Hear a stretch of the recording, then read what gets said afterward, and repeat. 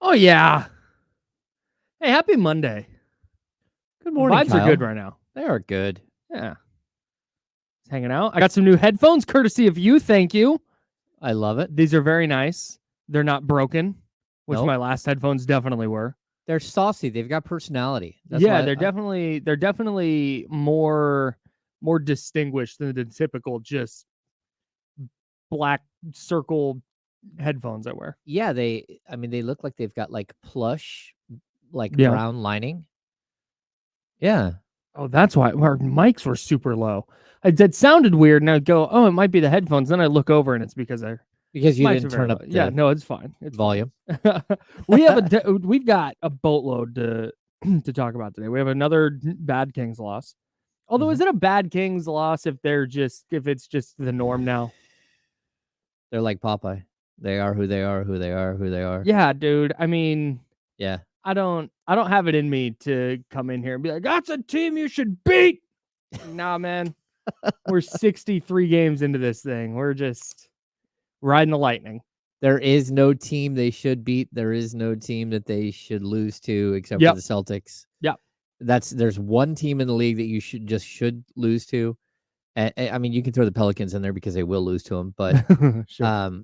but outside of that, there's no team that that we should beat or could beat. Nope. There just isn't. They're just Nope. around. That's right. And that is most teams in the NBA right now. It So, is. It is. I mean, I don't if you're looking for fire somebody or change this lineup or that, I don't got it for you today. Sorry. Well, we will have some stuff from Kings Rockets. The 49ers are already active in free agency. They are going to release Eric Armstead instead of having Armstead take a pay cut. They approached him about a pay cut. He said, "No, thank you. I'll take free agency." We will dive into that. Free agent quarterbacks are finding homes. The legal negotiating window is open in the NFL. So we have a million things to get to. But let's start at the top. Let's start with some shooty baskets. Would you consider the Rockets just a bad matchup for the Kings? Is this one of those?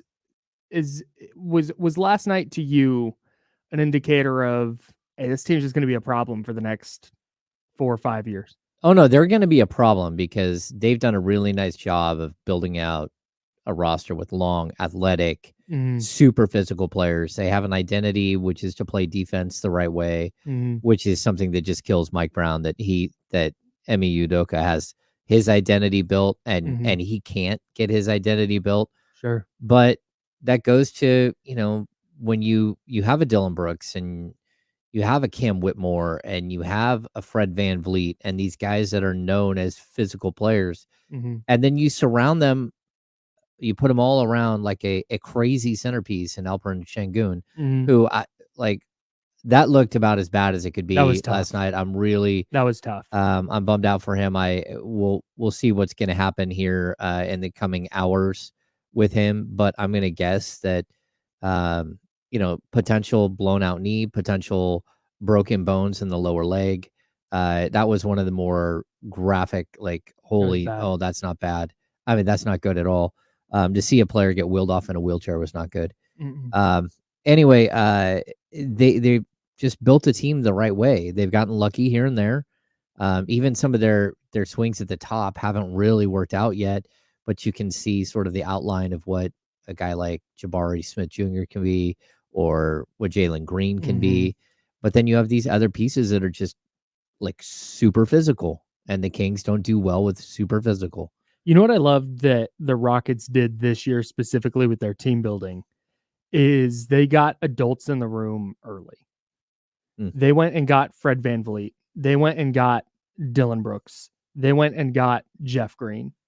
And they surrounded these guys, Alperen Şengün, Jalen Green, Jabari Smith Jr., all these guys you just talked about. Cam Whitmore, I think, can play. They surrounded them immediately with Fred VanVleet, NBA champion, Jeff Green, NBA champion. Dylan Brooks has certainly been around, but they're now building this culture, this kind of tough guy, gritty, physical culture. And they're doing that with players who they have established themselves in the NBA as that. And instead of going, hey, Jalen Green and Cam Whitmore and Jabari Smith and Alperen Şengün, be this way, you went, hey, here's some guys who are going to be that way. and this is what the direction we want this team to go moving forward.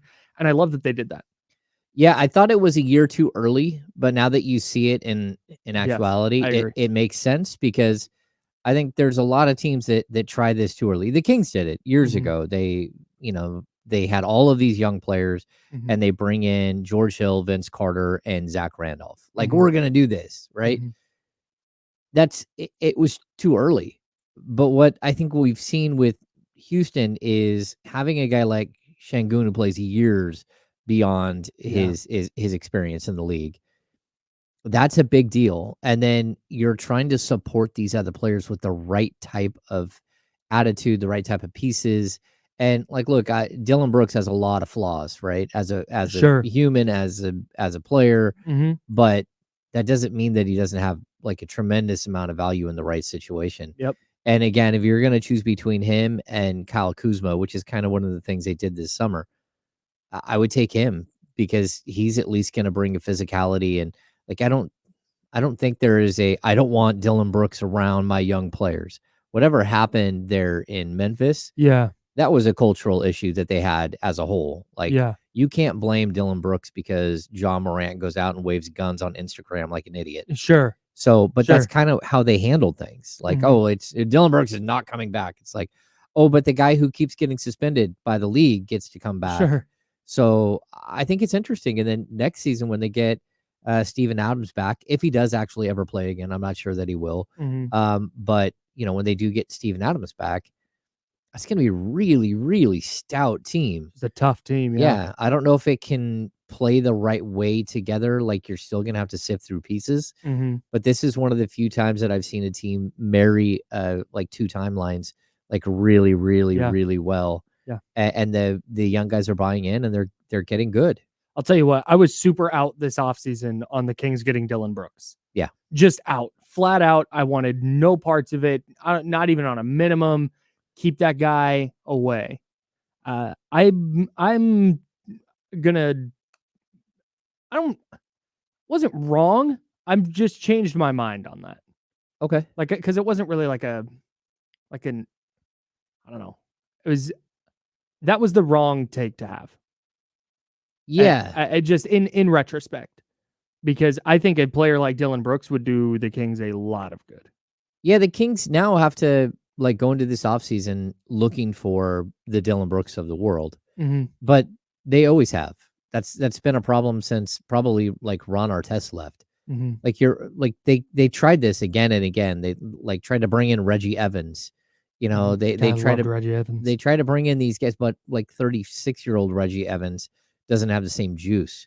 So they've tried to do this in the past, where you're trying to get these physical players, but there's a fine line between being a physical player and being a functional NBA player. That's a great point. The Kings they've got to find those guys for sure, because having soft players, having players that disappear for long stretches, having players that just can't match the physicality of their opponent. That's a problem that just keeps happening. I thought, physically, Harrison Barnes last night, okay, he brought it. There was some, him and Dylan Brooks going at it. Yeah. Then they just went away from it. And that's one of the problems. We talked about this with defensive players.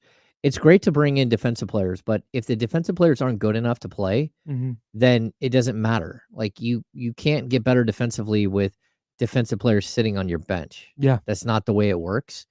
And I'd say the same thing with physicality. Like, if you're going to go get physical players, they have to be, you're a good team. Those players have to be able to start or hold their own for 30 minutes a night on a good team. Yep. And so it's not just, hey, let's find a physical player, because you can go to the G League and find a couple of hacks that can come in and start slamming into everybody. Sure. But there needs to be some sort of accountability and what's next. Yeah, no doubt. We will continue diving into that and talk about what went wrong in that Kings Rockets game, coming up with 6 quick thoughts here in about 5 minutes. But let's get to some NFL stuff real quick. Some stuff that happened over the weekend, some stuff that happened this morning. The NFL's legal negotiating window for free agency opened at 9 a.m. this morning. So teams can now talk to free agents who are still under contract with their team.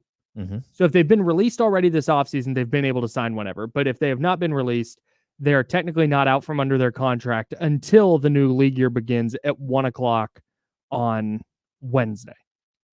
So you can agree to contracts now, but they can't actually be signed just yet. So far today, some notable ones. Where are we at? DeAndre Swift going to the Bears. Running back DeAndre Swift going from the Eagles to the Bears on a 3-year deal. We're up to $24.5 million. Another running back, Tony Pollard, signing with the Titans on a 3-year, $24 million deal. And then the 49ers are signing quarterback Brandon Allen. Brandon Allen back in the building as QB2 or QB3. We'll dive into that a little bit later. The big one, though, is the Eric Armstead release. I thought that was something that always could have happened this year. They're designating it a post June 1st release, so he'll be able to sign now, but the cap hit won't come in until after June 1. As a post June 1st release, they save $18 million against the cap this year by releasing Armstead. They wanted him to take a pay cut. He said, I'll search free agency instead. And I'm fascinated to see how that goes for him. I'm really rooting for him. Oh, yeah. But I don't know if that massive deal is going to be out there. Or maybe it's just a principle thing for him. Well, I think he wanted to see what deal is out there. Sure. And I don't blame him. And there's a possibility for a reunion, I would assume. Like he's a great 49er. I mean, 9 years with the program. I mean, you want that 10th year. We do have former Texans pass rusher Jonathan Greenard signed a 4-year, $76 million deal, $42 million guaranteed with the Vikings. That means Danielle Hunter is probably looking for a new spot. Yeah. Danielle Hunter is a name that Mike Silver brought up. Silver did a thread on Twitter yesterday. One of those ones that it's not reporting, but it's some educated guessing and some thoughts. And Danielle Hunter was a name he brought up, and that's what I'm interested to see from the 49ers specifically. And we'll get into the Raiders free agency stuff coming up as well. But I'm interested to see at defensive end. If you're going to talk about your defensive line as the tip of the spear on defense, you can't roll out there this year with Javon Hargrave, who was really disappointing this season, I thought, and Nick Bosa, and then nothing else. Yeah. They have to go make a significant signing. And if you're clearing all this cap space, that to me is where you got to use it. I agree. Yeah. So Russell Wilson signing a 1-year deal with the Steelers. And then Baker Mayfield signing back with the Bucs on a 3-year deal worth up to $100 million. We will discuss those two signings as it pertains to the Raiders quarterback options coming up in a bit as well. We'll have tons of NFL news for you today. As it comes out, we will have it for you. We'll break it all down. Of course, Raiders, 49ers, the big names across the NFL. We'll have it all for you right here on ESPN 1320. But let's put a pin in that briefly, and let's dive deep on this Kings 112-104 loss to the Rockets. We'll have 6 quick thoughts with James Ham coming up next on ESPN 1320, Sacramento Sports Leader. Clear. Hi, Spencer. Someone was in here talking about Steven Adams. Adams is on the Rockets.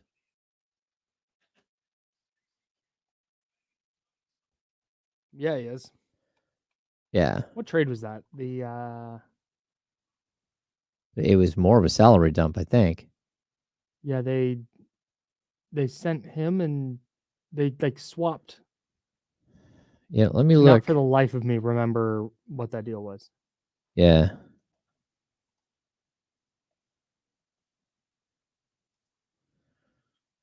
I really like Adams, but at 30, and he hasn't played in a year and a half because of a knee injury that went south, I just don't know. He was traded by the Memphis Grizzlies to the Houston Rockets for Victor Oladipo, a 2024 second rounder. That's what it was. 2024 second rounder, 2025 second rounder. Huh. Yeah, interesting.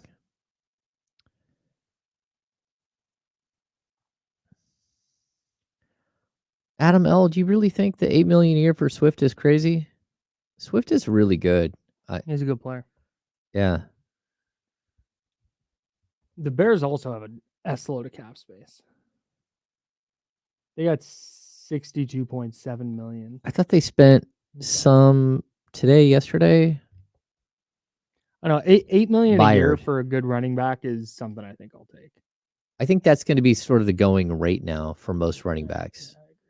Like the 8 capping out at 10, unless you have like the elite of the elite who's going to make a little bit more, but not much. And loading. 2 minutes. This is a good question, Kyle. Hang on, real quick. Yeah, 8. This is funny. The running back contracts. Austin Eckler is at 6.1, and then it immediately jumps to all the guys who got tagged last year on their APY. And then there's Christian McCaffrey. Oh, no, excuse me. Hang on. This is free agency. That's not what I wanted. Sorry. I told you guys the wrong info. What an asshole. Tom. There we go. If for some reason they... Go ahead. Nothing for a running back. Yeah. Not nothing, but... Well, I mean, isn't the cap Nick 200 Chubb's million? At 12.2. Jonathan Taylor's at 14. Alvin Kamara's at 15. Christian McCaffrey's at 16.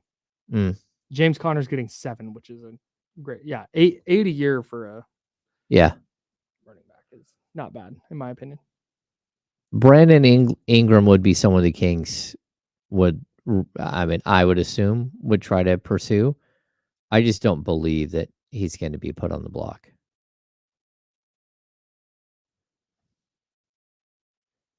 There are a lot of players who don't play through injury, which the Kings don't have those guys, which is why they don't have a bunch of games missed due to injury.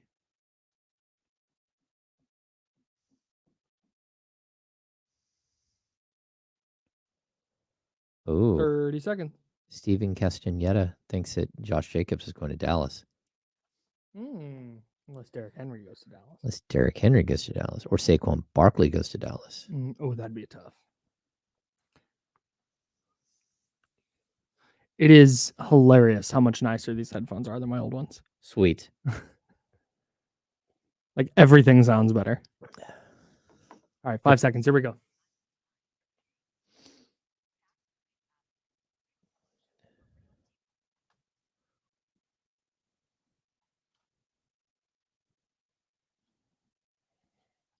Now, back to the Insiders with James Ham and Kyle Madsen, brought to you by Jiffy Lube on ESPN 1320. Yeah, that's us. I want to remind you that you can hit us up, 916-909-1320. Actually, I'm not sure if I've unlocked the phones yet, and that's in the other room, so I can't go do that right now. This might be a day where we don't unlock the phones because we're so busy. It's a great point. I mean, Gabe Davis just signed with the Jaguars. Has anybody in NFL history, aside from Matt Flynn, generated more buzz off one game and then failed as spectacularly? Again, aside from Matt Flynn, who had that huge game against Green Bay. Okay. Or no, I'm sorry, against Detroit when he was with Green Bay, signed a huge deal with the Seahawks and then got beat out by Russell Wilson in his first year there. Gabe Davis had that huge playoff game in Kansas City where he caught like 4 touchdowns in that epic game where the Chiefs tied it with 13 seconds left. Gabe Dave had a huge game that day. And the next season going in, especially with fantasy analysts, it was like, get Gabe Davis. Gabe Davis, why does oh my God. And he has not been a super effective player since. Yeah, he's not great. I would say the one other guy is Larry Brown when he won the Super Bowl MVP and then signed a massive deal with the Raiders. And it was like, oh, that was an overpay. And it ended up being an overpay and an overpay. And it's like, oh, no. Yeah, that someone said Matt Castle almost. Matt Castle had a really good season with the Patriots. So I think they went 11-5 and missed the playoffs. Yeah. Year Tom Brady got hurt. I'm talking like one game. They dealt Mac Jones yesterday, didn't they? Or they're about to? Yes. Okay. I believe to the Jags. Oh, all right. That makes sense. Yeah, it's either the Jags or Carolina. Like, there's always someone winning. Did I have a fever dream? Did I make that up? That he got traded to the Jags? No, I remember seeing, yeah. Oh, yeah. Jacksonville native. We got Doris Armstrong, defensive tackle, is close to finalizing a deal with the Commanders, leaving the Dallas Cowboys. Sure. Dorrance Armstrong, Kansas legend. There you go. I liked him a lot in the draft. A little bit disappointing, but still an effective player for sure. Let's get to the Kings game from last night. Want to dive in? 6 quick thoughts? Let's do it. Here we go. How'd yesterday's Kings game go? Kings insider James Ham has 6 notes you need to know. Here are James Ham's 6 quick thoughts. Hey, 6 quick thoughts brought to you by nobody yet. Reach out if you want to sponsor the segment. Could be you. Investors? Possibly. I need that as a drop. All right. Quick thought number 1, James. Not great. Domantas Sabonis almost posted a double-double in the first and finished the night with 25 points, 15 rebounds, and 8 assists. On the downside, he killed the team with 9 turnovers. Every once in a while, Kyle, Sabonis has one of these games, and you just got to deal with it. Yep. There's no way to win a game that I can remember when you have a single player having 9 turnovers. He had 9 of the team's 12 turnovers. Yeah, and like you said, that's going to happen sometimes, especially when you have the ball as much as he does. Mm-hmm. That was just, I mean, maybe a case. Maybe a case of him trying to do too much since everybody else was struggling. Yeah, but yeah, you don't love it. Just a key cog in the loss for sure, but there was plenty wrong yesterday. Yes, definitely. Sabonis turned the ball over, and De'Aaron Fox started settling for too many perimeter jumpers. Once he went cold, the game was over. 18 points, 9 rebounds, but 7 of 21 from the field. Tough look. It feels like we just talked about this on Friday. How much better De'Aaron has gotten is picking his spots with the 3-ball and the perimeter jumpers. Where, hey, you know what? It's falling tonight, and you might see him go 5 of 11.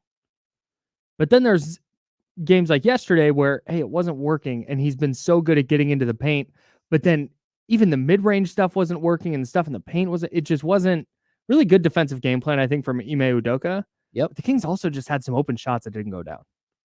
Yeah, they shot the ball poorly. You know what they look like? They look like a team that was on like the 4th night of a back-to-back. It was like the dreaded back-to-back. Yeah. Yeah, it was like, hey, where's the energy? Where is the oomph? Mm-hmm. You're on your home court.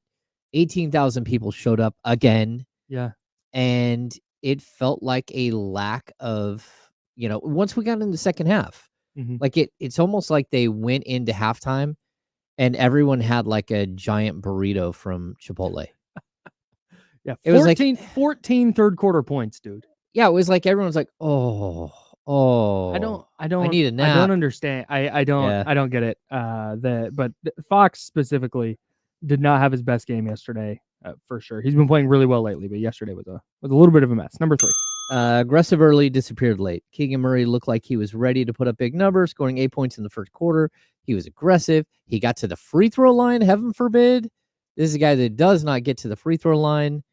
He finished the game with 13 points and 6 rebounds. He also got, I don't know what happened late in the game, but he got a little tweaked.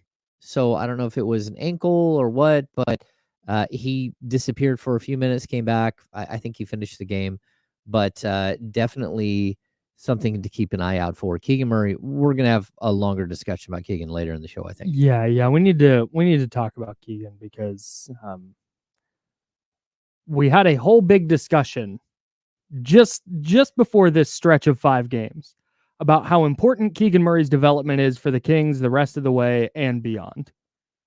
And ever since then, it's been ugly, and we'll discuss that. Yesterday was not necessarily an outlier performance. Number 4. Gave it a shot. Malik Monk is the Kings' go-to guy off the bench, but the Rockets did a nice job of limiting his game. He came alive late, 20 points, dished out 5 assists. He looked like he was still trying to give it a go and trying to bring his team back. Mm-hmm. And that's not to say the other guys weren't, but I thought he really like showed you like the passion. Mm-hmm. He did not want to get booed. Yeah, and Fox 40 Sean Cunningham posted a video of Monk going to the bench and kind of having a discussion with the coaches or yelling at somebody as he was going to the bench and then walking into the locker room. Yep. Not the locker room. I'm sorry. Not the locker room. Into the tunnel. Uh-huh. I don't mind that. I don't either. I don't. I genuinely, at least he gives a damn. That wasn't unwarranted. He didn't get in anybody's face. He didn't push anybody. He didn't hit anybody. There was nothing. He was fired up about, I don't know exactly what. It's like, hey, that's a guy who cares, and he's pissed off, so he's gonna go walk into the tunnel for a second. I didn't mind that at all. Yeah, he was also. I mean, at a certain point, he was yelling at the officials too, sure. and I think he was trying to avoid just getting himself and hurting his team even further. Ooh. But he also did, come back out and play well. Let's put a pin in 6 quick thoughts real quick. We've got some breaking news from the Las Vegas Raiders. Oh, they're adding one of the top free agent defenders in this year's free agent class. Christian Wilkins, defensive tackle from the Miami Dolphins, is heading to the Raiders, according to Ian Rappaport of NFL Media. He gets a 4-year deal worth $110 million, up to $110 million. That includes $84.75 million guaranteed. That is an excellent signing for Las Vegas. Yeah. They badly needed interior defensive line help. I think kind of every team does. But Christian Wilkins is outstanding. Yeah, I mean, the way to build a good team and a way to support a young coach is to build a coaching staff around him. But front line, defensive line, offensive line, build it out, give him a shot. Give him a shot. Yeah, Wilkins, very good pass rusher, excellent against the run as well. I love that signing, and I think he's going to be really, really good next to Max Crosby and Malcolm Kuntz as well. All right, number 5, back to 6 quick thoughts. We'll get into the free agency stuff a bit later on. Number 5. Yeah, fought the good fight. I thought Davion Mitchell didn't stop playing. He played hard on the defensive end. He added 8 points, 3 assists, 2 rebounds off the bench. His rebounding was surprisingly good. I know it's only 2, but he actually tipped out a couple of balls, and then I thought he was flying in trying to help out. Good stuff. Yeah, man, he has been. There were a lot of times early this year where you'd go, "Whoa, Davion Mitchell played 8 minutes last night." I didn't recognize him at all. You see, he's playing with a lot of force, and you notice when he's on the court. And I thought that was the case yesterday as well. Final one, number 6. Trouble with the triple. The Kings couldn't shoot from the outside. They shot 6 of 32 from long range. The Rockets ranked 28th in the league at 34.9%, and they roasted the Kings on 12 for 29 shooting. That's not a trend, Kyle. It's an identity. Yeah, it's a good point. It is what it is. It's just kind of the deal at this point. I mean, just pray you don't face the Golden State Warriors in the playoffs. Although they lost to the Spurs without Victor Wembanyama and Devin Vassell the other day. So, tough look. So that's where that's a tough look. All right, we will continue talking about this. I want to have bigger conversations with you about Keegan Murray and about Davion Mitchell. But let's talk NFL free agency because that is in full swing. The Raiders have made a huge splash. We'll talk about that. We'll talk about the 49ers as well. What are we looking for out of free agency from both of the teams? All of that and more coming up on the Insiders. Sponsored by Jiffy Lube. It's ESPN 1320. Clear. T. Higgins has demanded a trade from the Bengals.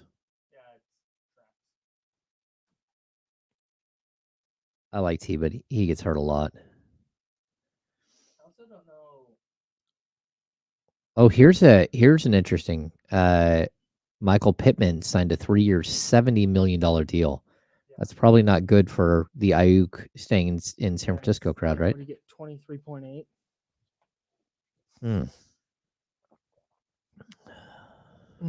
$46 million guaranteed.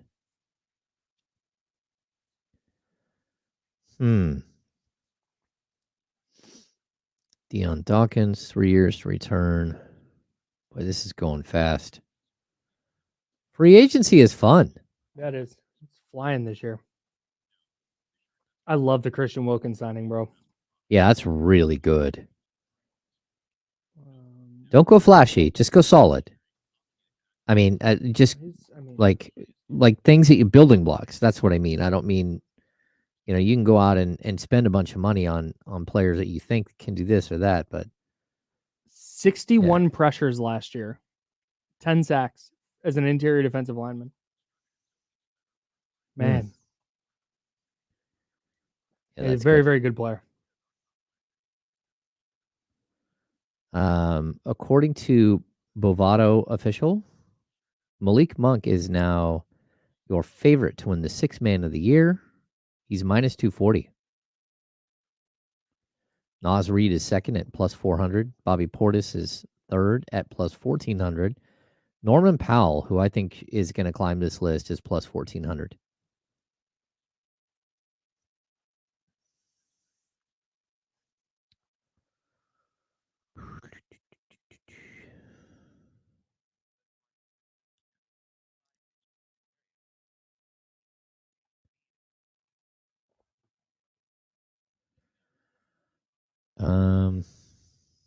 My thoughts, Warren, on the officiating last night. You know what? Like, officiating is so inconsistent. You got to play through, you know?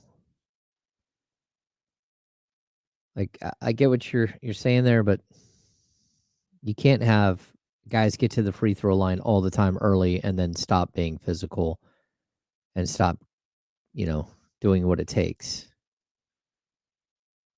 So, yeah, it's just such an odd trend. Well, they're just so inconsistent overall that, you know what I mean? So yeah, the Rockets went 12 of 27. The Kings went 22 of 27. The Kings went 20 of 23. Personal fouls, 20 to 18. I don't know. Like, I know the Rockets do a lot of grabbing, but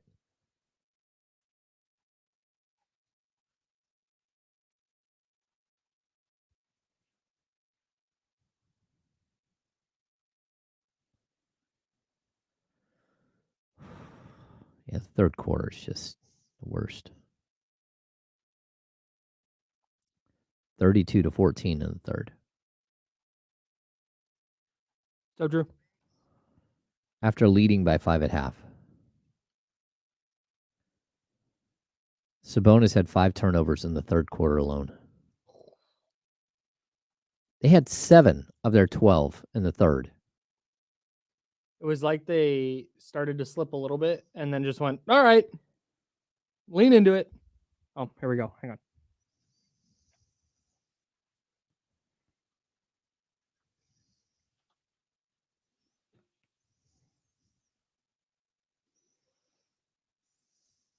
Now, back to the Insiders with James Ham and Kyle Madsen, brought to you by Jiffy Lube on ESPN 1320. The legal negotiating window is open in the NFL. Teams Bring it on. Agreeing to important thing here, contracts cannot be signed right now. Okay. So nothing is official until the start of the league year, which is 1 p.m. on Wednesday. 1 p.m. Pacific time on Wednesday. So nothing's official. The Raiders have agreed to a deal with Christian Wilkins, who is one of the top, maybe depending on who you talk to, the best defender on the market, the best defender left on the market, with all due respect to Daniil Hunter and others. 4 years, $110 million, 84.75 guaranteed. He is 28 years old, just turned 28. He won't be 29 until late in the season. I really, really love this for the Raiders. This is such a quality signing. It's expensive for sure, but you're getting a really good player, one of the 3 or 5 best players at that position, which was a position of need for Las Vegas. You're getting him in his prime. You're not throwing a draft pick at it and crossing your fingers that it works out. You're like, no, this is a proven NFL caliber player. You're paying to bring him in. And I think this is a great start for new GM Tom Telesco. Yeah, to me, you have to start building out your line. That's how great teams are built. And I'm not sure what Miami was doing, allowing him out the door. And, because it's not like their defense is good. Their defense is sketch. And they don't need to lose defenders. They need to add defenders. And losing a big one in the center of your line is just crazy. They got to figure out how they're going to pay Tua. That's tough. That's what they're gearing up for. Yeah. That's a little bit what I think the 49ers are doing too this offseason is not only figuring out the cap this year, but I think trying to create room to make a notable signing, but B, gearing up to possibly be paying a quarterback more than $6 an hour next year. Yeah, that's not good. Yeah, the good for the Raiders, man. I love that. What do we got? Jordan Schultz, Brandon Jones plans to sign a 3-year, $20 million deal with the Denver Broncos. Again, leaving the Miami Dolphins. I'm sorry, who's that? Brandon Jones. Sure. Free safety. Okay. Great. No. Otto Porter getting waived. That's interesting. Should the 49ers sign him? Should the 49ers sign Otto Porter here on the Insiders? That's yeah, we'll keep you up to date on the latest around NFL free agency here as we cruise along. Like I said, with the Christian Wilkins thing, to me, figuring out defensive tackle was one of the biggest things the Raiders had to do this offseason. I think they need to figure out their offensive line. I think they have 3 starters hitting free agency. They need to figure that out. They need to figure out what they're doing at quarterback long term. But man, for now, it's a good start. Like you said, I would way rather figure out what I'm doing in the trenches and start Aiden O'Connell for another year than go all out to get either an expensive free agent quarterback, whether it was Kirk Cousins, like I said, Mac Jones and Russell Wilson off the board, but whether it's Kirk Cousins or somebody else, bringing them onto a team that needs help in other spots versus, hey, I'm going to build this thing out. Even if it's rolling with Aiden O'Connell, if there's somebody you like in the draft, it's not a quarterback or you don't want to trade up for a quarterback, you can continue filling out the roster and figure out quarterback later. No, I think that's the right way to go. You do have to fill out, find the guy. Sure. But you might be able to do that in the first round. Yeah, and maybe it's a deep draft. And as far as you can still draft a quarterback that you think has upside in the second or third round. You don't necessarily, because I don't think any where the Raiders are picking, they're 13th. I don't think there's going to be a quarterback that falls to that spot just based on everything I've read and heard at this point. Is that the 3 best quarterbacks, that's Caleb Williams, Drake May, and Jaden Daniels, are all going to go in the first 3 picks. Whether it's those teams picking in the top 3 or whether it's a team trading up, I just don't think we're going to see the Raiders trade up to number 3 to try and get a quarterback. Especially since I don't think the Patriots are going to want to trade out of 3 because they just traded Mac Jones. Yeah, that's true. Well, at least you didn't go out and trade for Mac Jones. That's a great point. That's a added bonus, right? Dude, he was a Pro Bowler as a rookie. Yeah. He made the Pro Bowl. And now before his rookie contract is up, he's being traded for a 6th round pick. Ouch. It also underscores why it was important for the 49ers to move Trey Lance last offseason. I always find it interesting. Like Mac Jones, if you watch any of the NFL stuff, they just roast him for having like a weak arm. Like, I don't think I've ever seen a quarterback get roasted like that since like Chad Pennington. I was always mystified at the top 3 talk for him. Oh yeah. He's just a guy, like he was really good at Alabama. Like, he was a very, very good player at Alabama. But had the Niners traded up to get him at number 3 overall, that always felt crazy to me because he's not that kind of prospect with that kind of ceiling. Yeah.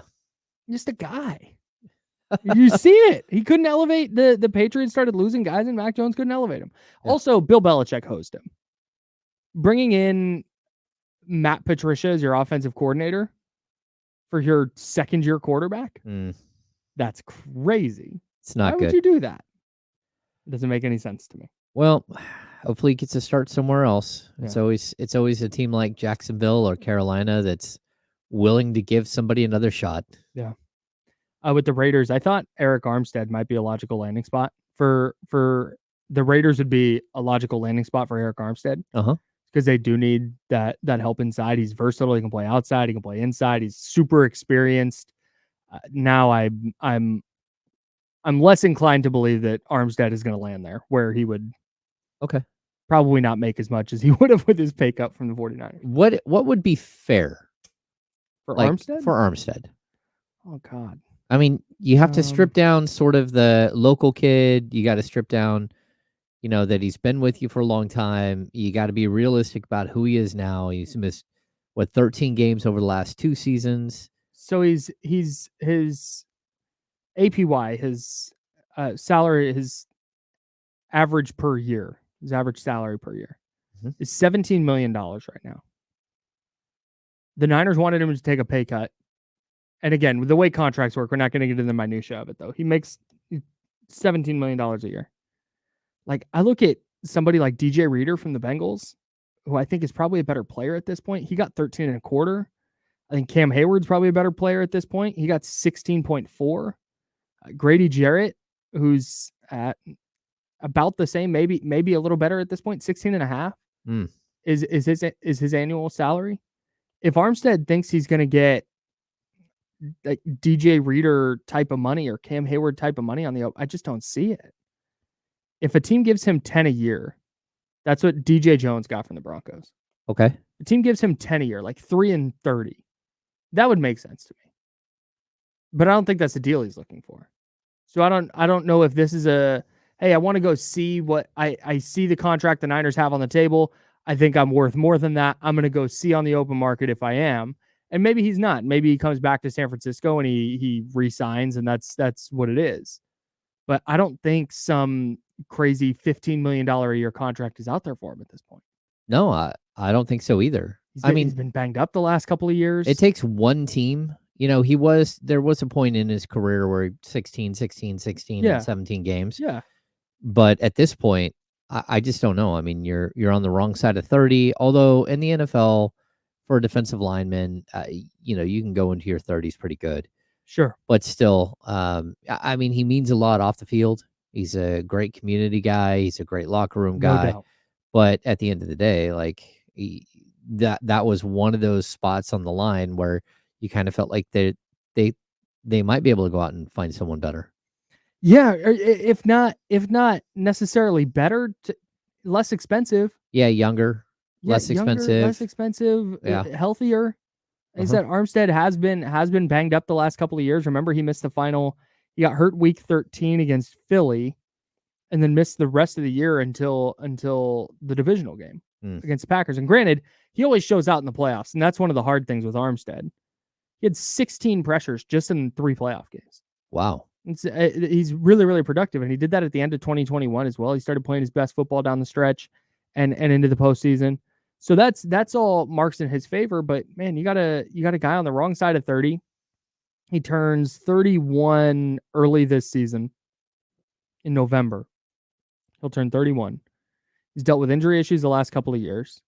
His production from a sack standpoint has not been awesome. Yeah, it's taken a big hit over the last couple of years. So I respect, like you said, he has done everything for the 49ers. He's been up and down and a key piece of their turnaround. He is one of the last kind of vestiges of the previous regime. Mm-hmm.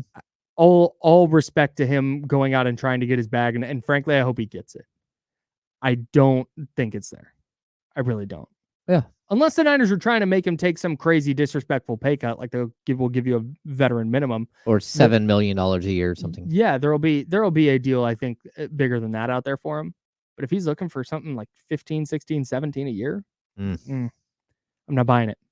All right. Great 49er, though. I think it's a wait and see. Like, I don't think that we've fully seen the last of him. Yeah. Yeah. Niners made a move at quarterback. They signed Brandon Allen. So he will be back. Whether he's QB2, he was QB3 all year last year with Sam Darnold backing up Brock Purdy. I'm super interested to see how they operate at quarterback this offseason. Okay. Because this is the first time really since 2017, that offseason, they didn't do anything at quarterback. They drafted CJ Beathard and brought in Brian Hoyer. So that was, and signed Nick Mullins as an undrafted free agent. So 2017, going into the next offseason, the question was whether you're going to pay Jimmy Garoppolo, and they did. 2018, Garoppolo gets hurt. So 2019, there's a question about whether he's going to be back in time. Okay, but he is. They fall short in the Super Bowl that year. And now the question is, can Jimmy Garoppolo play? Can he win a Super Bowl? Mm-hmm. And so there's just been all this tumult at the position since then. And this is really the first time the Niners have gone into an offseason going, yeah, hey, we have a healthy starting quarterback. We know he's going to be our starter. We think we can win a Super Bowl with him. He played every game except for the one that he sat out at the end of the year because everything was cinched up. So I get how they could look at this like, hey, everything's fine. We have a quarterback and we don't have to invest anymore at the position. But to me, you still have to insulate yourself from injury. Brandon Allen, God love him, is not a player I'm confident in. If Brock Purdy misses 8 games, that Brandon Allen can step in and go 6-2. No. And I don't think that if you're drafting a quarterback. Did you feel that Sam Darnold was? They could go 6-2? No. Not like that. But I could see why you could talk yourself into that if you're the 49ers. Okay. Just the upside is there. I personally never really bought it. The preseason Sam Darnold hype last year was insane. The preseason, if you Google Sam Darnold MVP, there were like sports books sweating that he would come in early in the Super Bowl and win Super Bowl MVP if Purdy got hurt because so many people had bet on Sam Darnold to win Super Bowl MVP. There were people betting on him to win MVP of the league because there was an expectation that Purdy was either going to get hurt early or not be able to recover from his elbow injury, and Darnold was going to step in and lead the 49ers to new heights. The preseason Sam Darnold hype was crazy, dude. I agree. And at this point, like, do you think that signing Brandon Allen means that you're not going to bring back Darnold? It still feels like it's possible. There are rumors that the 49ers were in on the Christian Wilkins signing before he chose the Raiders. It makes sense. He'd kick tires. Yeah. And see what kind of his price is. Mm-hmm. You're probably doing that with everybody. Realistically, you could probably say every team kick tires on every player. That's true. Because if you're the 49ers, I think Drew Rosenhaus is Christian Wilkins' agent. If you're the 49ers and you're calling Drew Rosenhaus or whoever his agent is, I think Schefter said it was Drew Rosenhaus. No, David Mulligetta. Sorry, David Mulligetta. Okay. And you're calling David Mulligetta and you're going, hey, what's Wilkins want? What's the price range here? And if he says no less than 4 and 110, like, okay, well, goodbye then. We checked. But yeah, why would you not look into bringing Christian Wilkins in? Yeah, it's crazy. It's not great, though, that Javon Hargrave was so bad last year that the Niners are already like, hey, we need to spend big at defensive tackle again.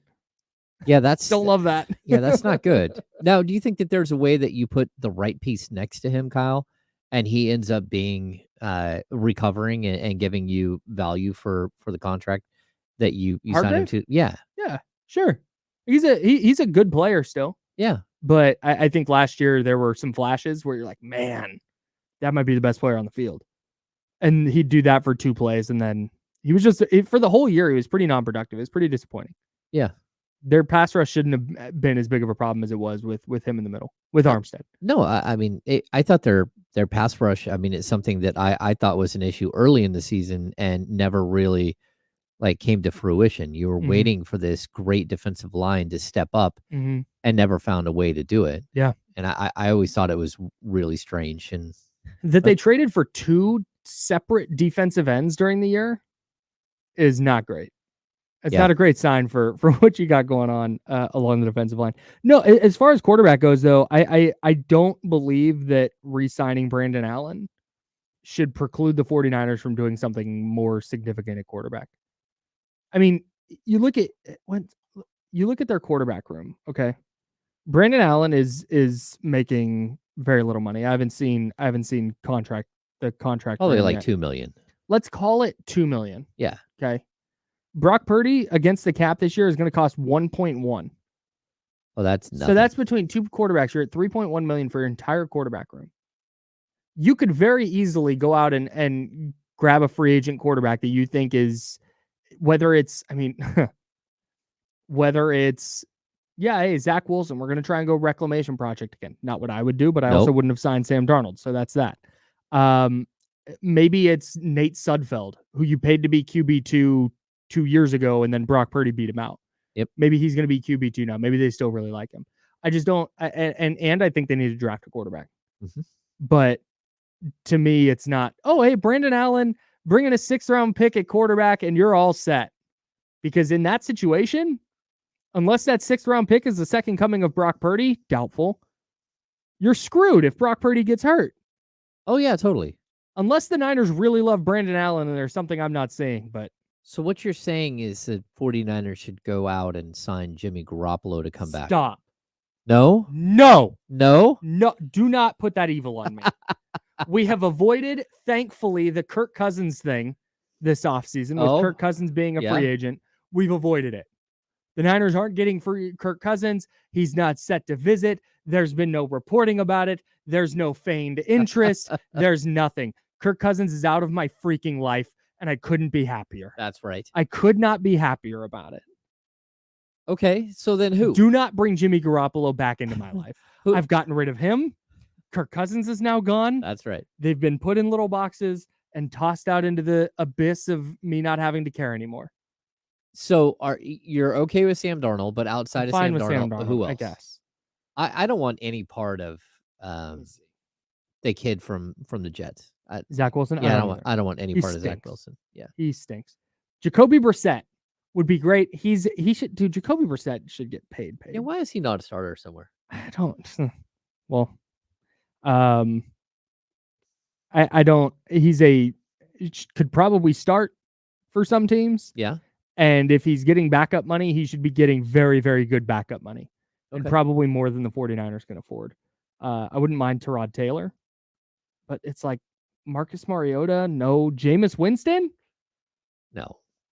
You out on Jameis? That's a lot of interceptions. See, to me, if you're pulling up going, yeah, hey, Sam Darnold's fine, I could totally see the Niners talking themselves into Jameis.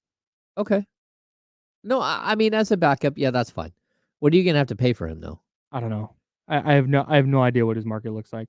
Yeah. Last year he made $4 million. Okay. Yeah. I think it'd be fine with that. But like Gardner Minshew made 3.5 last year. He'll probably make more than that this year. I like Gardner Minshew. I do too. Teddy Bridgewater retired. Tyler Huntley, former Pro Bowler.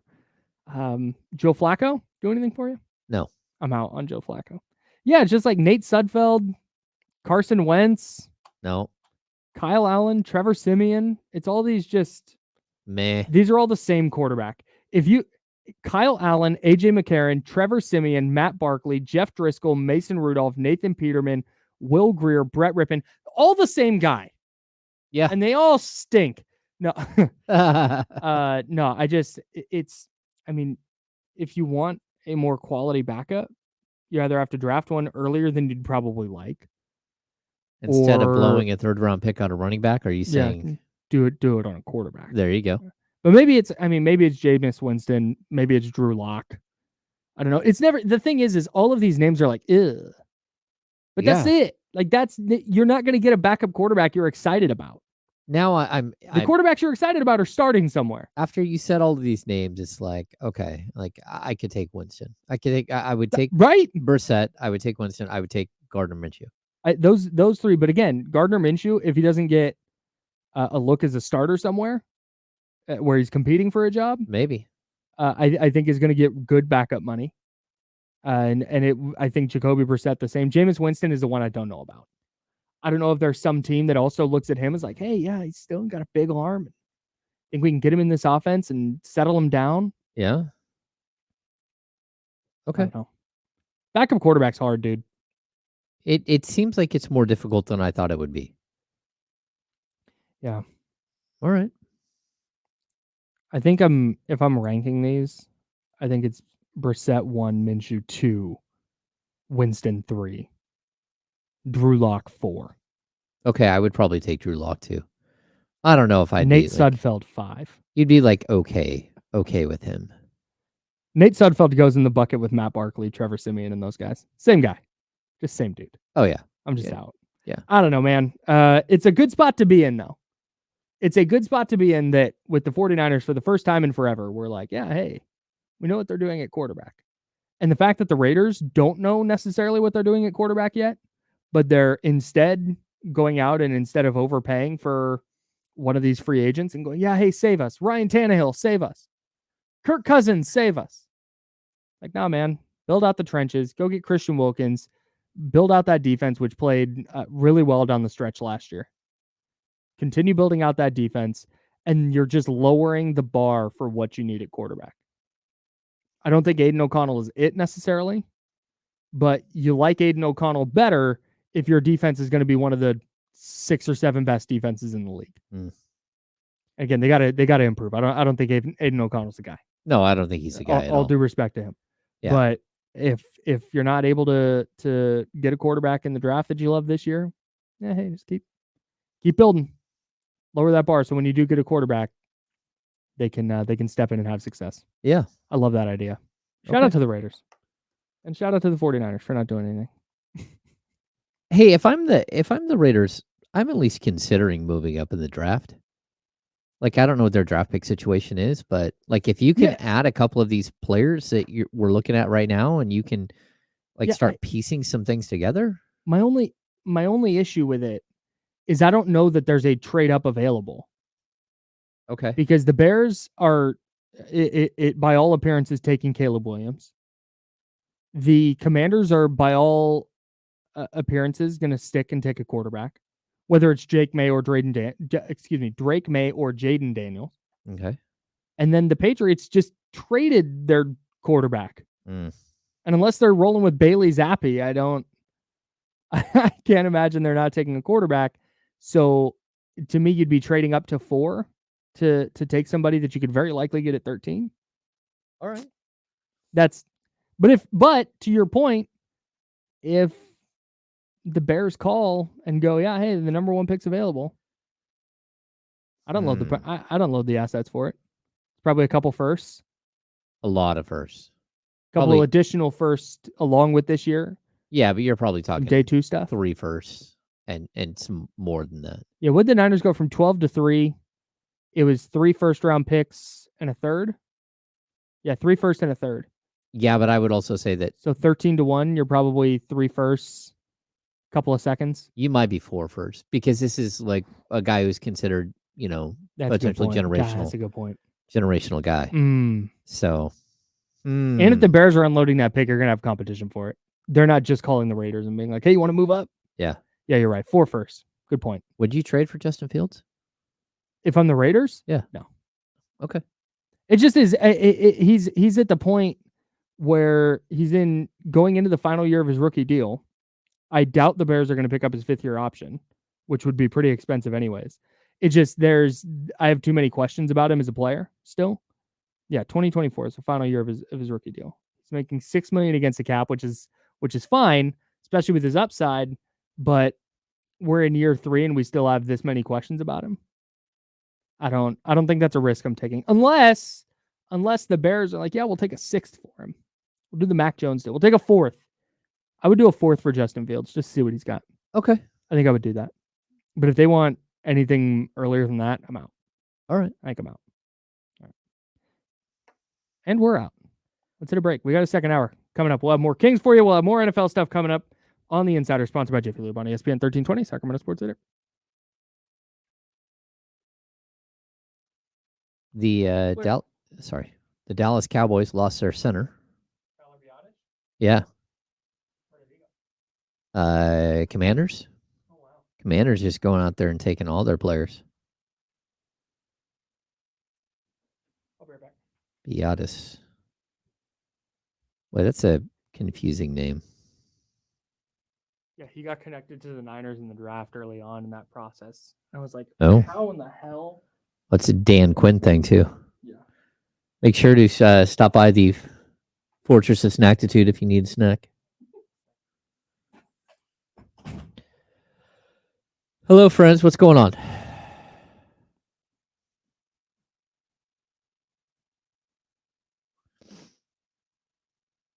I think allergy season is hitting me. It's not great. Yep. We saw this already. Pollard. Huh. I was just asking Kyle about this. Leezy.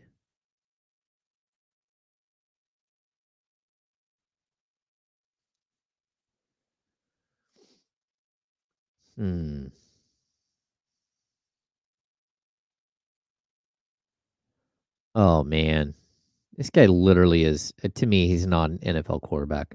I don't know. Daniel Jones just runs around waiting to get hit and put in concussion protocol. Like he's a gigantic bobblehead just moving around.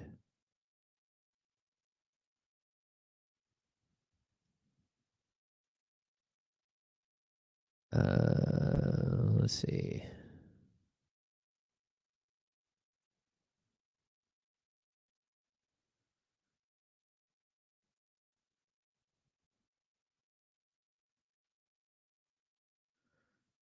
I'm not a huge.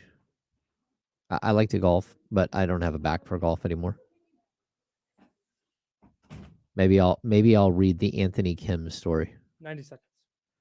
What's up, Norm? How are you?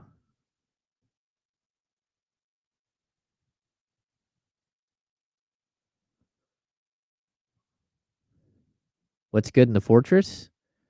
We have all kinds of good stuff in the Fortress. What's not in the Fortress is a better question. Yes. We have our own vending machine. Basically. We have Hawaiian chips. We have Skinny Pop. Yeah, we do. We have peanut butter and Ritz. 1 minute. We have a couple of cup of soups. We've got little Kind bars.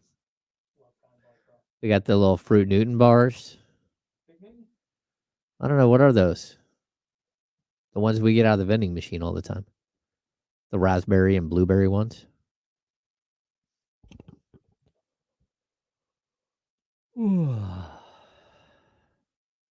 I am not putting vending machine tuna in there, David. Gross. Not doing it. 30 seconds. Not doing it. I don't even like regular tuna.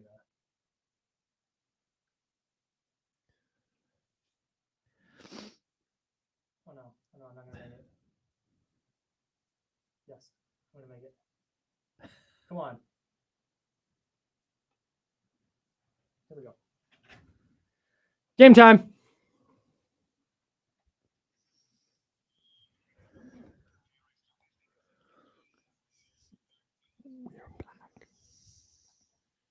We're back.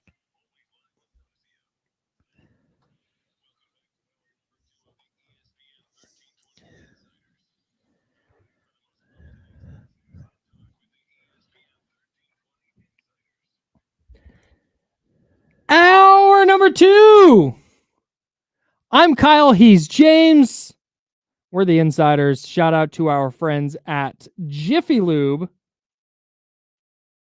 Jiffy Lube Fast Break Player of the Game from last night's 112-104 loss to the Rockets for the Kings coming up. We'll do it next segment. Let's do some scoreboard watching right now before we dive back into the Kings and Rockets game. Looking around the league, here's what we're going to start doing, James. I'm going to find the games that impacted the Kings or impacted the Western standings in some substantial way. Okay. I'm going to leave out teams like the Thunder because I don't think necessarily that unless they have some dramatic fall or some dramatic rise, then we'll loop them back into the conversation. But for now, I'm leaving the Thunder out because I think they're just a little bit too far gone. Okay. Fair? Yeah. Fair. Okay. First game, scoreboard watching here on the Insiders. And of course, we will have NFL free agency updates for you. The legal negotiating window opened today at 9 a.m. We'll have those updates for you as they come down. So keep it locked in to ESPN 1320 all day, whether you're on 1320 AM, the free Odyssey app, or with us on ESPN 1320 TV. That is on YouTube, Twitch, and Twitter. Appreciate everybody watching. Shout out to the Chatty House. We love you guys very much. All right, scoreboard watching. Game number 1. Bucks 124, Clippers 117. Which of these two teams, James, do you buy more as a title contender? Oh, I'm going to say the Bucks still. Why? Because they have Giannis, because they, if Middleton can get healthy, because they've got Dame. I think they have a lot of what the Clippers have. It's just that Giannis is better than everyone. Yeah. So, I mean, I'm not a huge James Harden fan, even like as an impactful piece at this point. Yeah.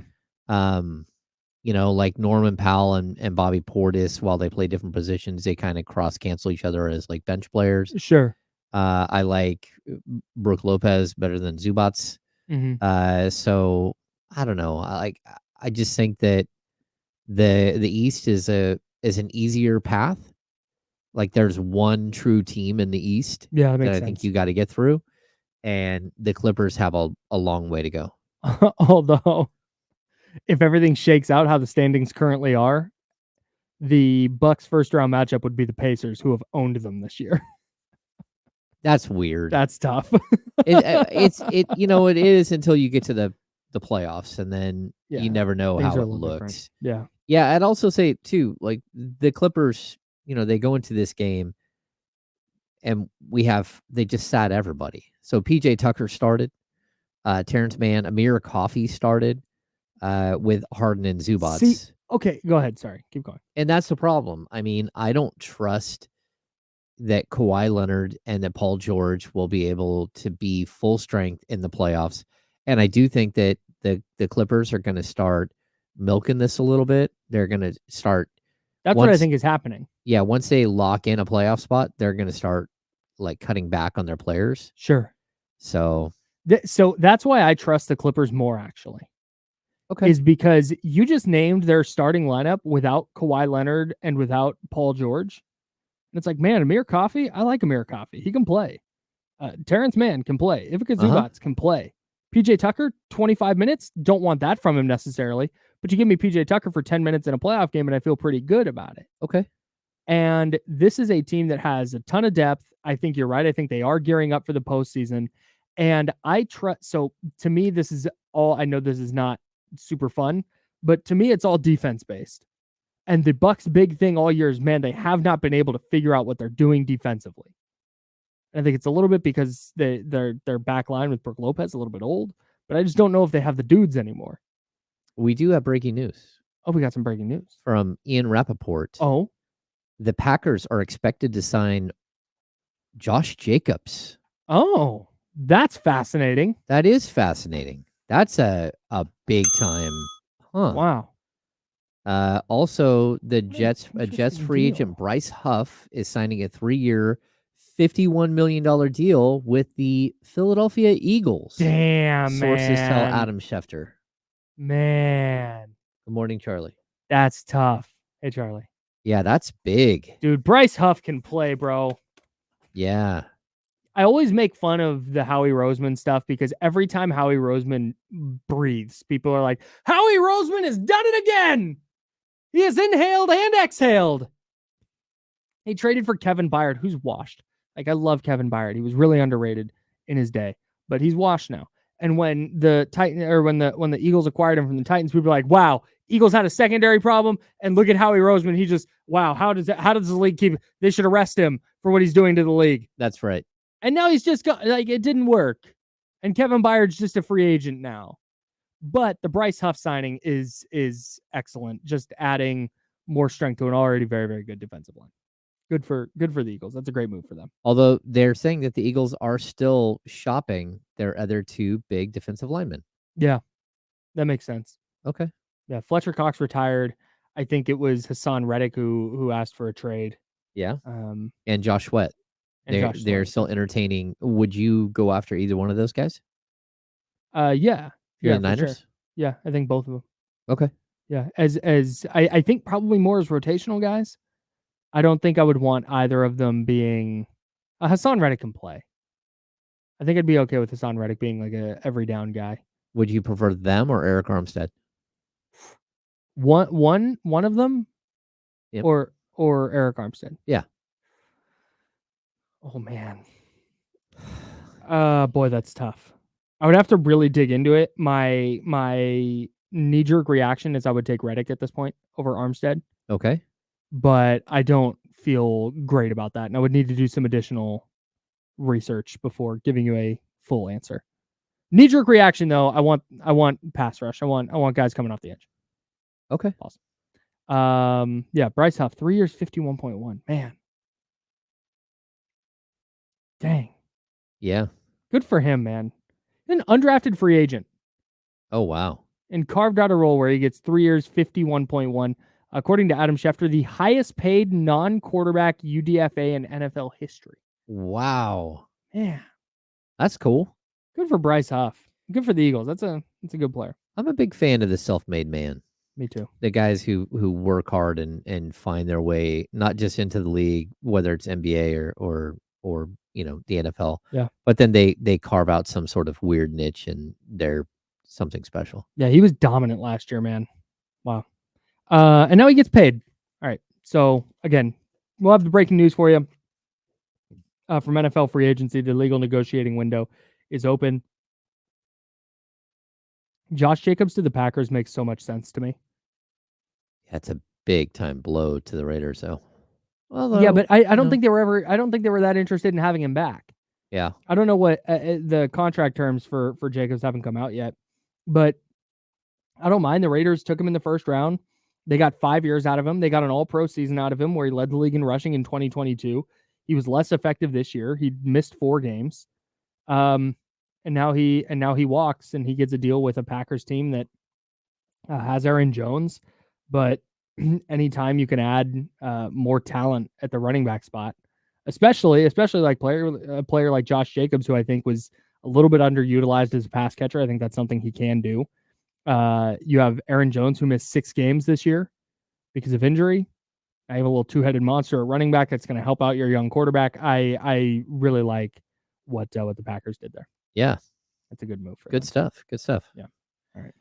What's on Aaron? I gotta hang on. Now I'm stuck on the Aaron Jones thing. What's his deal? He's a free agent after this season. Okay. Yeah, they said that they're working on something with him. Maybe God. Although they can't add. Man, our scoreboard watching just got blown away. Yeah, it did. We'll continue that next segment. I like this though. I like that that we're here for NFL craziness. This is pretty cool. No contract terms yet for Josh Jacobs. As soon as those come out, though, I'm going to be fascinated to see what they are. And I'm really interested what the Packers are doing at running back because maybe they trade Aaron Jones. Yeah, because it could be like a 330. That's what I'm kind of putting Josh Jacobs. I think he's going to get some. You think more? No, I think less. Tony Pollard got 3 and 24. Okay. I think that's probably in the range of what Josh Jacobs is going to get. Maybe. I mean, Jacobs led the league in rushing, not last year, but the year before. That's true. And Tony Pollard was pretty disappointing last year. Yep. All right. We'll have more NFL stuff. We got scoreboard watching to do. I want to finish my thought on the Clippers, and then we got some other games around the West to get to. And, of course, we have to get back into the Kings-Rockets matchup from last night. There's a couple of big picture things from that game that I want to talk about coming up with you in this final hour on The Insiders on ESPN 1320, Sacramento Sports Center. Clear.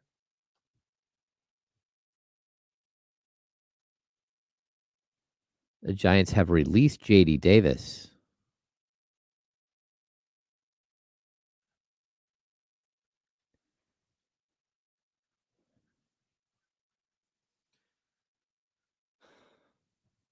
So I guess it's just Zamir White now?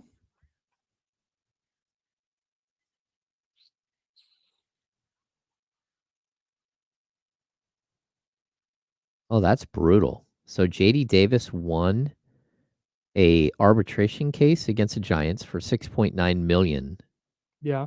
However, under the terms of the collective bargaining agreement, that sum isn't fully guaranteed until opening day. By cutting him now, the Giants only owe him 30 days of termination pay, about $1.11 million.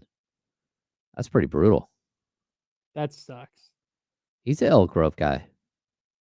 He's been good for them, too. Yeah. Last year, he batted .248 with 18 homers, 69 RBI. Nice. 23 doubles.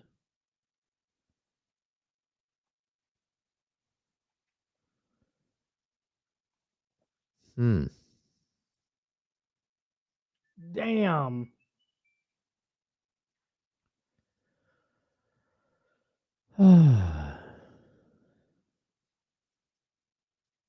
That Chris Jones contract is crazy. I missed that. Which one? The Chris Jones contract. Oh, it's a lot. Yeah. Zamir White just going to be the guy now, huh?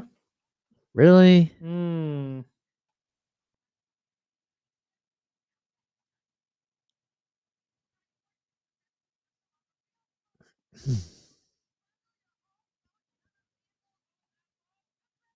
Yeah.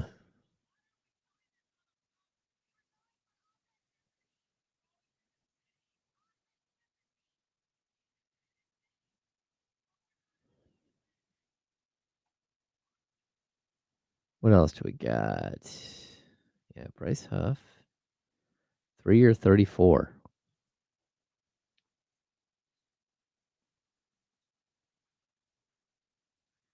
All right. 20 seconds. Albert Breer. Question is whether Huff's production stands up without New York's Quinnen Williams-led front around him. Like the Eagles have a terrible defensive line. The Rams have agreed terms with Jonah Jackson on a 3-year, $51 million deal. There we go.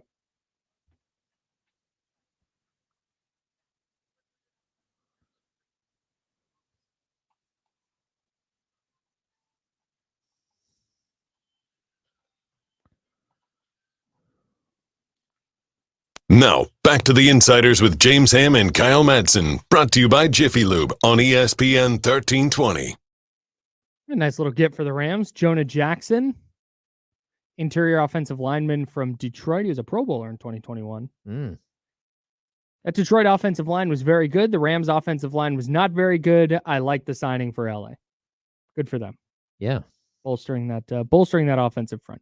That's James Ham. I'm Kyle Madsen. We're scoreboard watching in the NBA, but we are also keeping an eye on NFL free agency with the legal negotiating window opening at 9 a.m. Today, we will bring you all the latest in the NFL, the breaking news across the league. We will have that for you right here on ESPN 1320. And of course, when we're done at noon, D'Lo and KC will be picking that right back up. So you don't have to go anywhere once we bounce, because they will take over and have all that news for you as well. We're still scoreboard watching in the NBA. Kings fall to the Rockets last night, 112-104. Yesterday afternoon, I should say.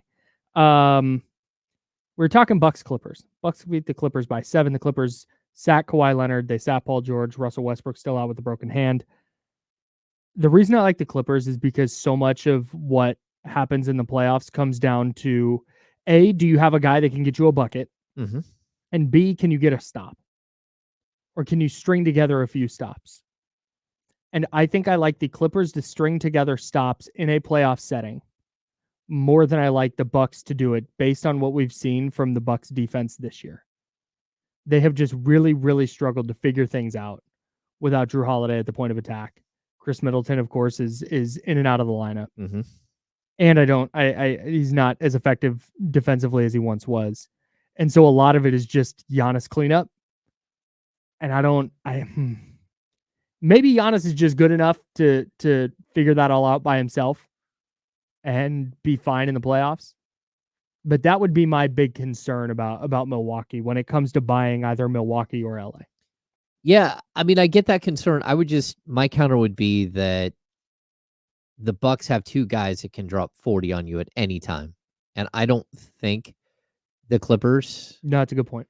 Have that anymore. Kawhi Leonard can get you 30-something. Mm-hmm. I'm not sure that Paul George, I've watched Paul George quite a bit, this season. I'm not sure he's a 30-point per game guy when you need it.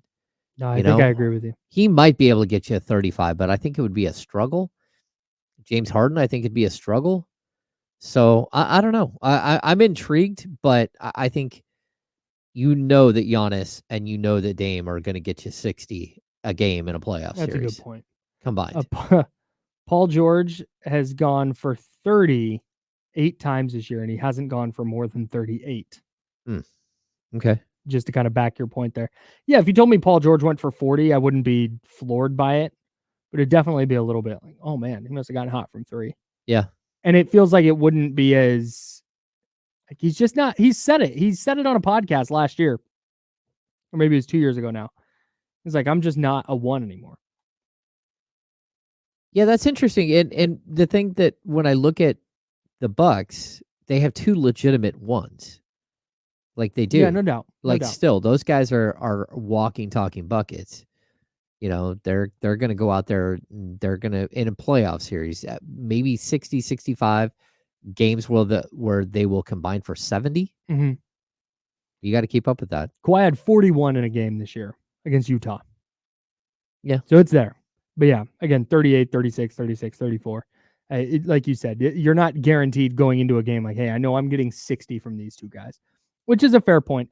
I believe that, okay, you might be getting 60 from those two guys, but I think you're going to consistently get enough offensively from the Clippers. And then if it comes down to getting a stop, I like their guys to do it more than I like the Bucks guys to do it. Okay. I think. All right, the second game on our scoreboard watching, we got Pelicans-Hawks. Pelicans 116, Hawks 103. Is there a team in the West that's not Denver that is scarier than New Orleans right now? I think it just depends on who you are. Okay. Because I think for the Kings, there's not a scarier team. Like if I'm the Kings and I've got a choice going into the final game of the season between being a 5 and playing the Pelicans and dropping to 6 and playing anyone else, I'm probably dropping to 6. No doubt, especially since that anyone else is probably going to be the Timberwolves. Yeah. We're now a game and a half out of first. Yeah. Like I think the Timberwolves are going to have a tough time competing here down the stretch. Mm. And that's just because, injury bug has hit them. Yeah, hard. You're missing your second best player. Yeah. And we did see Rudy Gobert pick up $100,000 fine this weekend. That was hilarious. Yeah, I don't think I was actually surprised the league didn't suspend him. If you missed it, there was a call that Rudy Gobert didn't agree with in a game, and he made the money sign at the official, like, you're being paid. And then in his press conference, he alluded to or outright said that gambling is affecting how refs call games. That's wild. That is insane. Yeah, I am I'm surprised he didn't get like $100,000 fine is crazy though. Yeah, but you suspend him for a game and it's a lot more than 100,000. Yeah. No, I'm surprised. That's true. Game check is yeah, his game checks are big. I'm surprised the league didn't say, no, we don't do that. Yeah. I mean, you're messing with the integrity of the game. Mm-hmm. And especially in a league that has already literally had that happen.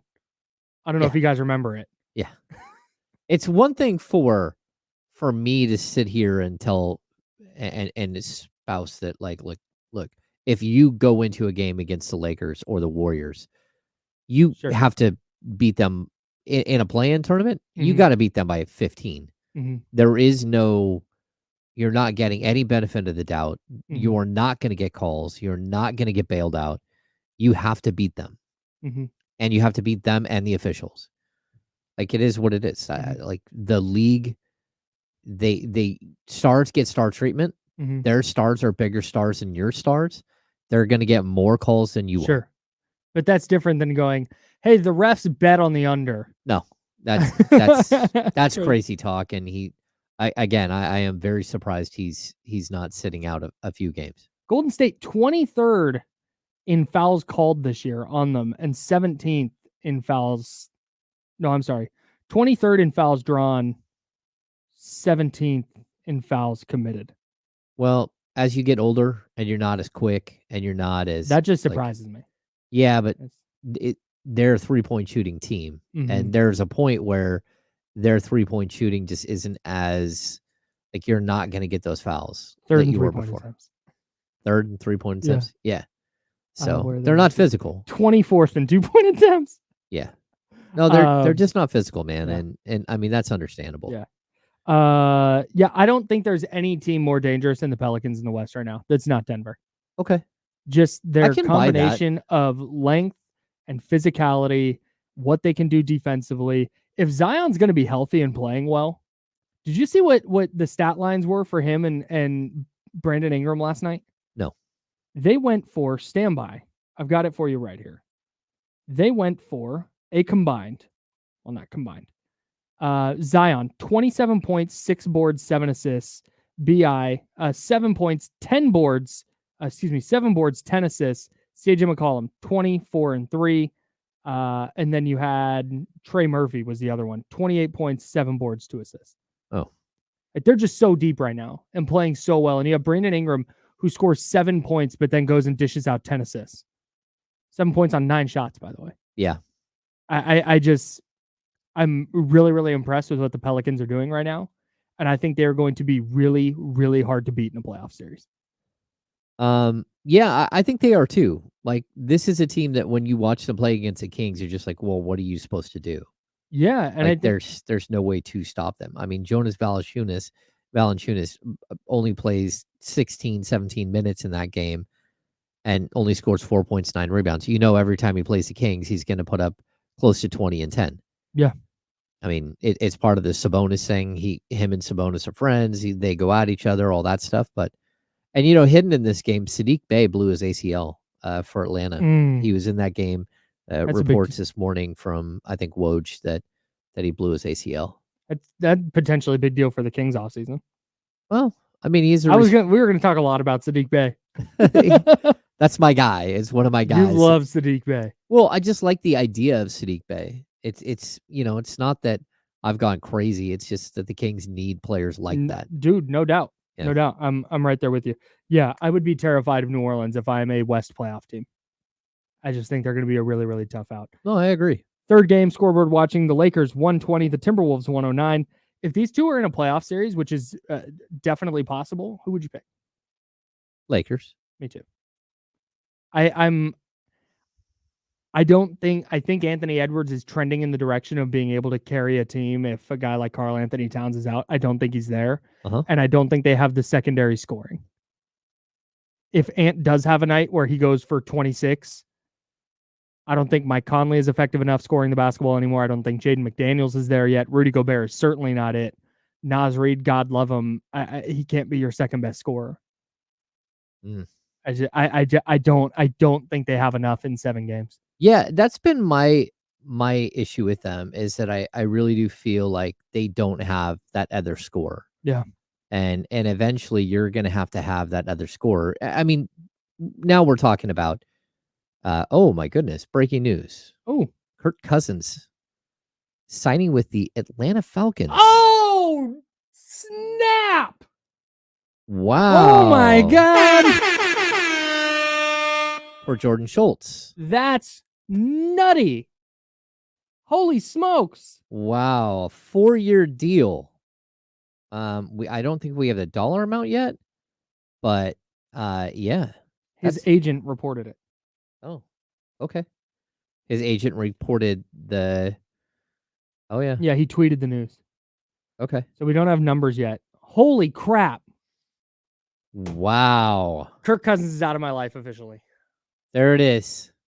There will not be. I never have to write another Kirk Cousins 49ers post ever again. There it is. I might write an obituary to the Kirk Cousins 49ers storyline. Yeah, thank you so much. You've done it. This is big time for me. You've done it, Kyle. Big time for me and 49ers content creators everywhere. Huge day. Would that be a funny thing if I wrote an obituary to the Kirk Cousins 49ers storyline? I think so. Like we had a good run. I think, yeah. What has it been? 8 years? Yeah. Good 8-year run. Okay. I'm going to do that today. There it is. Check it out on NinersWire.com. All right, we have more NFL news coming up. Surely we'll have that for you right away. That was scoreboard watching. We'll continue doing that throughout the year because, of course, the Kings battling for that 6th playoff spot. And I think they need that playoff spot because I don't know how much I trust them in a play-in game, personally. All right. I also want to talk about Keegan Murray and Davion Mitchell. We got plenty of stuff coming up for you in our final segment on ESPN 1320 Sacramento Sports Center. Clear. Boy, free agency has been fun.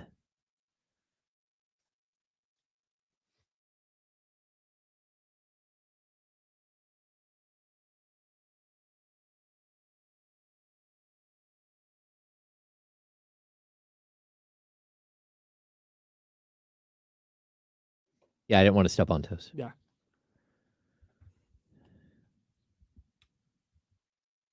Yeah, it's big time.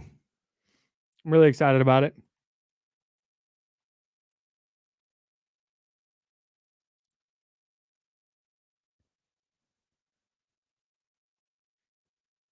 Would you take Taylor Heineke? Yeah. I would too. I like him. Ballsy. I'd take him as my backup quarterback. I think I would too. Although, did they give him a lot of money last year? I don't think so. I thought they gave him pretty decent cash. I am so not, I don't track NFL salaries like this. Uh-huh. So is there a way is there a place where they have salaries? Overthecap.com.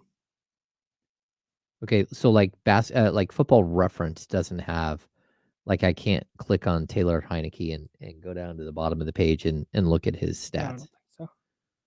Look at his Over the Cap is where you're going to want to live, though. Okay. Heineke. Heineke's not a free agent. He has a year left on his deal. Yeah, but I wouldn't doubt that they. Yeah, 2-14 with the Falcons. Yeah, 7 a year. That's not bad. $5 million base this year. They can cut him for cheap, though.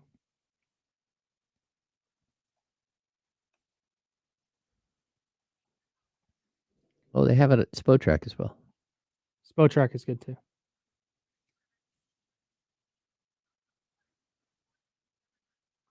Yeah, man. 2-year, $14 million, including $4 million signing bonus, 6.3 guaranteed, annual salary $7.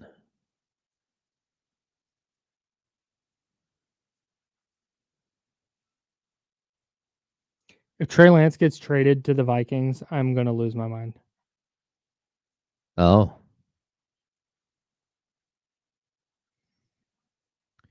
Yeah, base salary this year is $5 million for Heineke. Cap hit is $9 million, but dead cap is $2 million. Who's that? Heineke. Yeah, they could cut him for really cheap. Yeah. Crazy.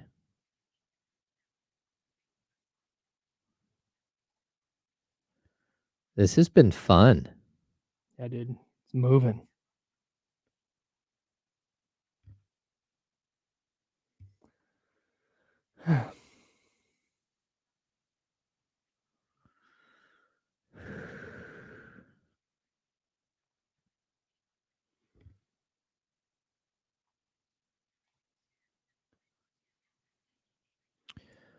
Sorry, what's going on, everybody?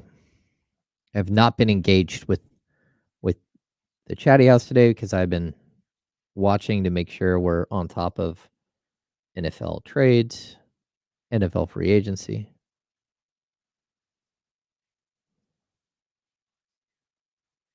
Unless Pitts gives it to him.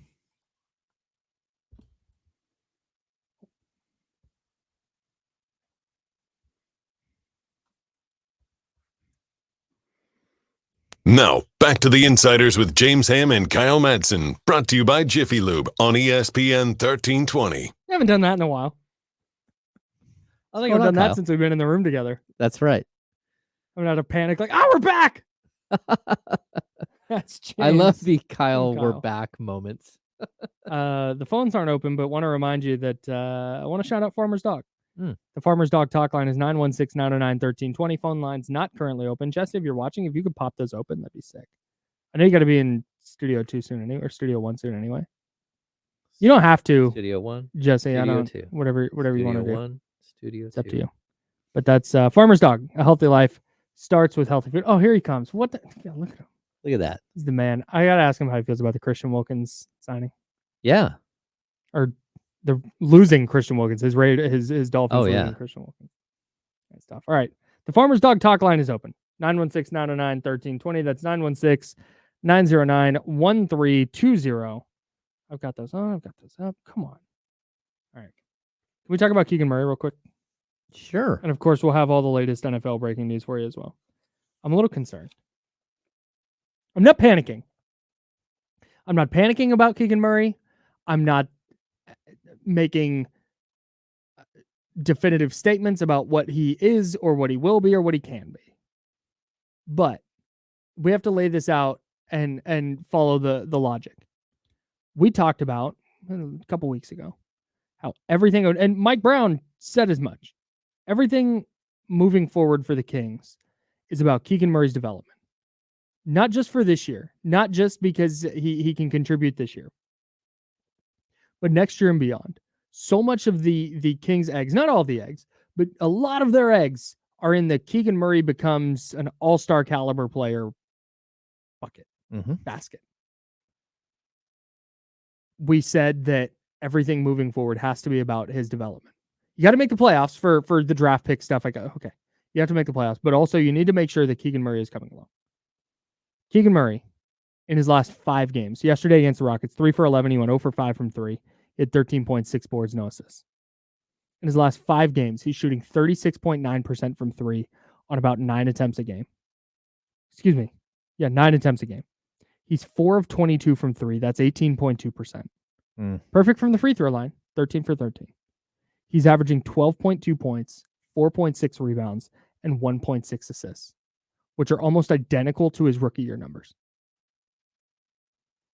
And I don't know if we're going to sit here and be like, hey, everything is about Keegan moving forward, and the production since then is bad.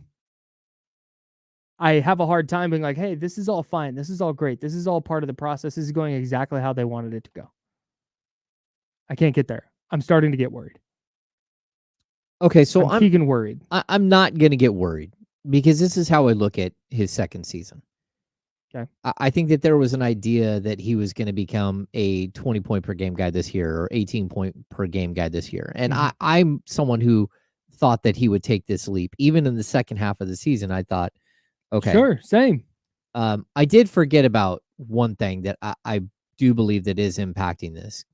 And it's not only that De'Aaron Fox is trying to become an all-NBA player again, and the Domantas Sabonis is again, like becoming more and more of a presence offensively.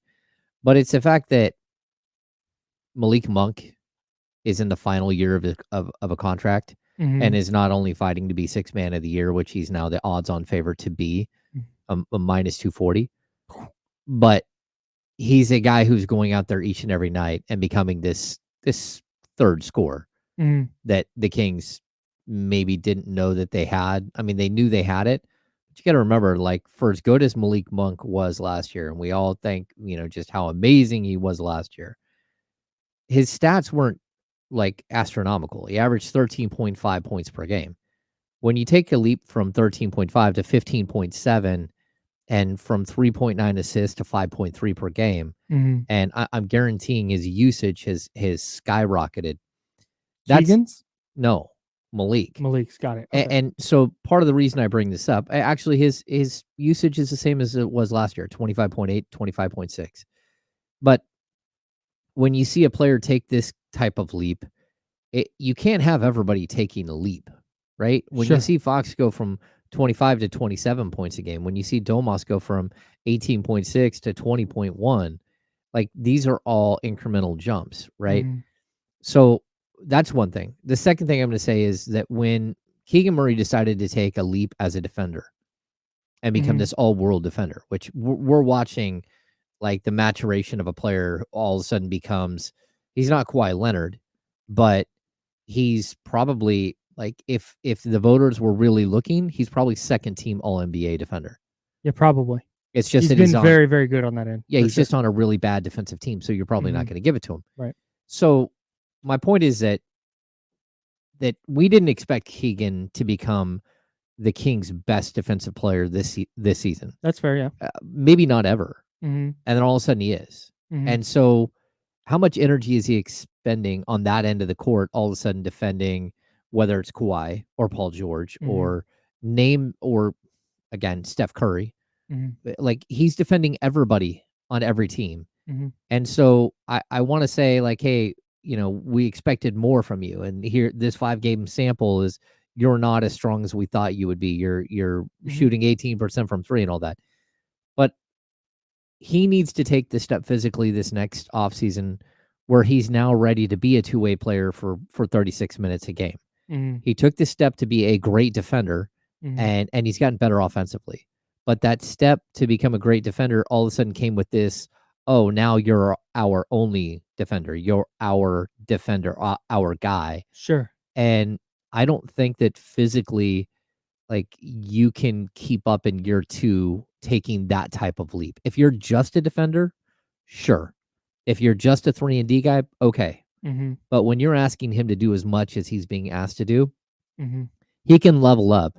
But in leveling up, he's got this problem that, like, you're only so physically prepared to take that next step. And I think this offseason is going to be another one where he's just really, really focused on becoming better and becoming that next level guy. But there was never a point in the year, there's never been a point in this season where we've been like, hey, wow, Keegan's really made this jump this year, and now all of a sudden we're starting to see him run out of gas a little bit. Like this is a year-long problem. Oh no, I totally agree. And that's where I buy into what you're saying a little bit, because I mean, we talked about it after there was a game against the Warriors where he did not shoot it well at all. We're like, yeah, but he played great defense, and maybe it's, about figuring it out, how to do that on both ends, how to expend that energy on both ends. To me, that's growth that can happen through the course of this season. And that the bigger concern for me, like, okay, the numbers are down. It's like the 9 field goal attempts for a player who is supposedly supposed to be this huge piece for the Kings moving forward. Mike Brown said it. Like, that wasn't just us talking. Oh no. Mike Brown has said, like, this is the guy moving forward. If we are going to be a contender, it has to be with Keegan Murray in tow and playing really, really well and playing at a high level. And the production since then has been bad. And that's where, if that's what it's about, okay, so Keegan is not the kind of guy who's going to go out and be like, hey, give me the ball, I'm shooting it 20 times tonight. That's just not his demeanor. That's not his nature. And that's okay. But how is it that you have this piece? And again, this is less about Keegan and more about the Kings overall. How do you have this piece who is this vital to your success now and in the future, shooting it 9 times a game across 5 games? That you and I talked about how big this is. Like, hey, drop some plays for him. Get him 15, 16 shots a game. Get him putting shots up, because he's shooting it 12 times a game this year as compared to 10 last year. So you're getting 2 more shots a game. I want to see 15, 16 a game down the stretch, and that number's going backwards. He hasn't taken more than 11 shots in a game in a week and a half. 2 weeks. What day is it? Almost 2 weeks. No, 10 days. I get your point. I do. I just don't think that there's like a straight line that we follow to his development. Why? I want there to be one. We want there to be one. I know. Everyone wants there, but I would also, I'll bring it back to a point that I've made a couple of times. Like, people want to talk about the limitations of Domantas Sabonis as a player, right? Mm-hmm. Whether it's like he's not a shot blocker. He's not a knockdown 3-pointer, or he's not shooting enough threes, right? Saquon Barkley to the Eagles. Ooh. Dang, dude. Oh, a 3-year, $37.75 million deal that could be worth up to 47. Excuse me, Tom Pelissero, I believe. Nope, Mike Garofalo. Who had this first? Ian Rappaport, Adam Schefter. Oof. Adam Schefter had it first. Wow, and the Patriots are signing former Commanders running back Antonio Gibson. I like Antonio Gibson. I like Gibby too. I was a big Antonio Gibson guy out of Memphis. Yeah. Yeah, 3 and 37.75 for Saquon. Oof. Worth up to 46.7. Okay. So a shade under 12 a year. That's impressive. No, hang on. I'm sorry. A shade under 13 a year. Wow. Okay. 26 fully guaranteed. Let me get back to the point. Back to Keegan. With Keegan. And I'll be quick with this. No, it's fine. I don't need to deep dive on Saquon Barkley's meaning for the Eagles. We have all offseason. Keegan Murray. Sabonis has limitations, right? We always talk about this. Mm-hmm. The answer is not to like send Sabonis in during the offseason to have like arm extensions installed in his arms. Like, that's not humanly possible, but also that's not the answer. The answer is to find the right player to play alongside him. Mm-hmm. It's very simple. Mm-hmm. So if you want, this is how I would bring this back to Keegan. Mm-hmm. If you want Keegan to be more offensive, then go get him a better defender to pair with him. Go get him another 6'8", 6'9", Mhm. 7'2", 7'3" wingspan, super athlete that is a 3-and-D guy that concentrates on that end of the floor. Mhm. So then that way, as opposed to every single minute of the game, Keegan Murray being on the best offensive player on the opposition, maybe there's some half the game where he can be on the second best. Mhm. And you can give him that break and let him be the offensive player. By changing the structure of your rotation and some of the key pieces, Mhm. you can elevate a guy by having someone else take on some of what he does and allow him to be more of what you want him to be. Sure. And I think that that's just like the roster construction of this specific team is off. And we've known it all year long. No doubt. We felt it all year long. No doubt. It won't be the same next year. And if it is, then So I'll go back to Jerry Reynolds, like the Jerryism. If you think you have a 5-year plan in the NBA, you have no plan at all. Sure. Because you won't be there to see Right. year 5. You won't be there to see year 3. Right. That's not the way it goes. Right. And that makes sense. I guess, and maybe this is me way oversimplifying it, but to me then, again, and if Keegan Murray is this important, which I believe he is, Mm-hmm. what they're getting for his defensive effort over this stretch is the 28th ranked defensive rating in the NBA since the All-Star break. Oh, yeah. So you're getting this awesome defense that is translating to nothing while also not getting him developmental reps on the offensive end. You're standing in mud. And to me, if I'm Mike Brown or if I'm the Kings front office or the coaching staff or whoever it is that makes these decisions, I'm sure it's a collective brain trust. It's like, dude, get Keegan off of the best player then. Let him play offensively. I get that, but at the same time, if you do that, you do still what are you going to have wins. a worse defensive rating? No, but you still have to worry about wins and losses. And it's not just that Keegan is your best defender. Keegan being your best defender gives you the best chance to win. Okay. So it can't just be about if Keegan from here on out the rest of the season is just a 3-and-D guy, that's okay. It's not perfect.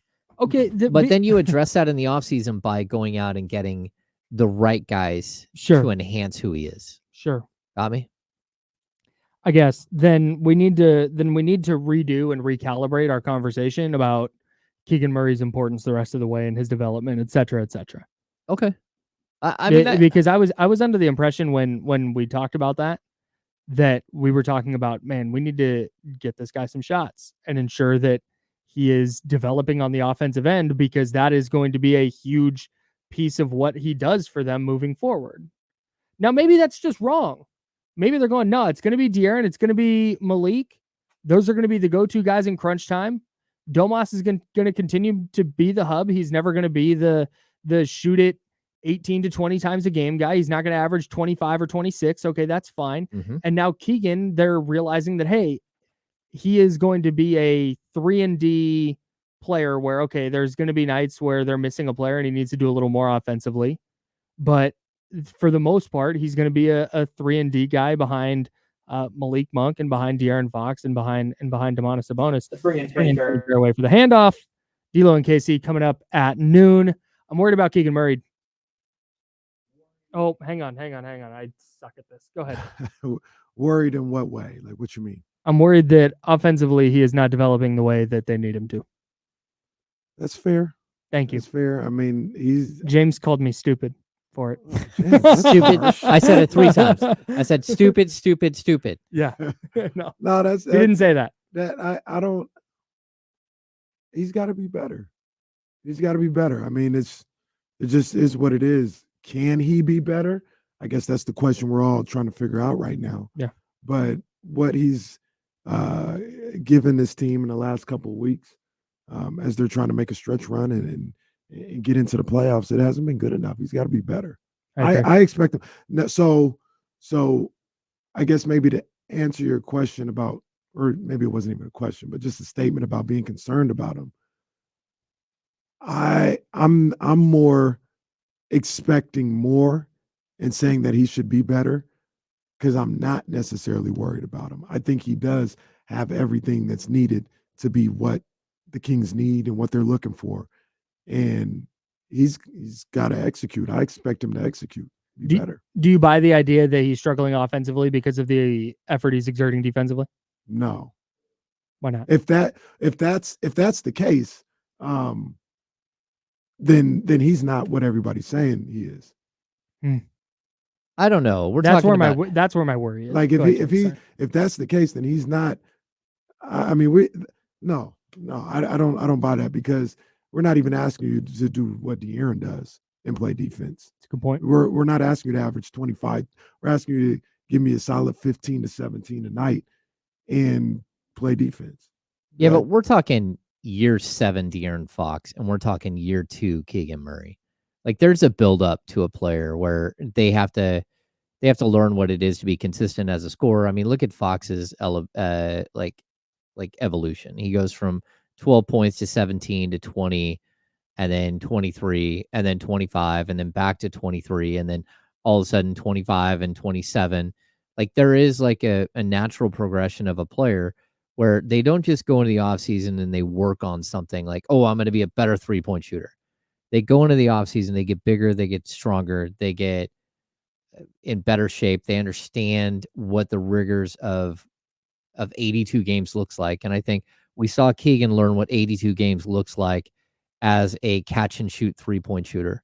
This year, he's seeing what 82 games looks like as an elite defender and an offensive weapon. And I just think that the progression and getting prepared for that 82 games is different. Did you just see Kirk Cousins' numbers? Is that what this is? Did you see Kirk Cousins' contract? Kirk Cousins got paid. 4 years, $180 million with $100 million guaranteed. 180. Actually, Tom Pelissero has a typo. He says another monster payday for Cousins, who gets $100 guaranteed. Here's 100. Him and Arson Judge getting $100. Have you guys pocket watched Kirk Cousins yet? I think we did it one time. I don't remember all the numbers. I'm pretty sure we did. Because this has got to be like his 4th $100 million contract. Yeah, he is the finesse god.